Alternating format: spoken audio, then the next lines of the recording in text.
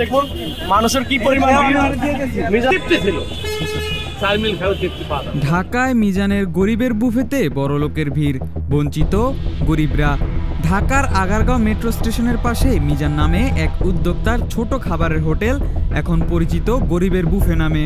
শুরুতে হোটেলটি ছিল রিক্সা চালক, দিনমজুর ও ফুটপাতে থাকা অসহায় মানুষদের ভরসার জায়গা। মাত্র 100 টাকায় গরুর মাংস সহ ভাত ও সবজি পরিবেশন করতেন মিজান। 100 টাকার প্যাকেজ গরুর মাংস দিয়ে খাওয়া, এটা সাইন্টিফিক কথা না। খাওয়ার নিয়মও ছিল ভিন্ন, যে যার মতো নিজের হাতে খাবার তুলে নিতে পারেন। কিন্তু হঠাৎ একটি ভিডিও সামাজিক যোগাযোগ মাধ্যমে ভাইরাল হওয়ার পর পরিস্থিতি পাল্টে যায়। প্রতিদিন অসংখ্য ইউটিউবার ও কন্টেন্ট ক্রিয়েটর ভিড় জমাতে শুরু করেন সেখানে। ভিডিও ধারণ ও ছবি তোলার ভিড়ে বিরক্ত হয়ে পড়েন মিজান। এক পর্যায়ে দেখা যায় তিনি নিজেই লাঠি হাতে দাঁড়িয়ে ইউটিউবারদের তাড়াচ্ছেন। মিজান বলে, এই ইউটিউবারদের কারণে আমি অনেকটা যন্ত্রণায় আছি। আগের মতো গরিব মানুষেরা আর খেতে আসতে পারে না। বাস্তবতাও তাই।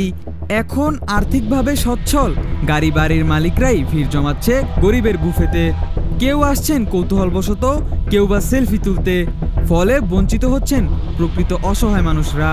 এ নিয়ে সাধারণ মানুষের মন্তব্য, গরিবের মুখের খাবার কেড়ে নিচ্ছেন বড়লোকরা। তানিমুল ইসলাম, এইচ নিউজ।